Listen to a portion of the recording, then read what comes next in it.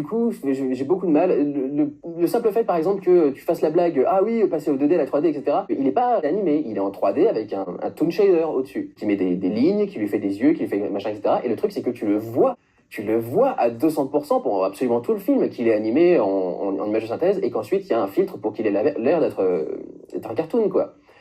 Et encore une fois, ça marche pas, quoi, et c'est dégueulasse. Ça paraît assez évident comment est-ce qu'ils sont venus à cette solution-là, c'est-à-dire qu'en fait, il y a beaucoup de références à l'animation en général, et ces références-là seront animées à la main. Les personnages qui vont apparaître quelques secondes à l'image, là, pour le coup, sera fait à la main. S'il y a plus de 2 ou 3 plans sur le personnage, il sera fait en animation, enfin, il sera fait en 3D, avec un ordinateur, et on va mettre un toon shader pour qu'il apparaisse en 2D, si on veut lui donner un rendu 2D, quoi.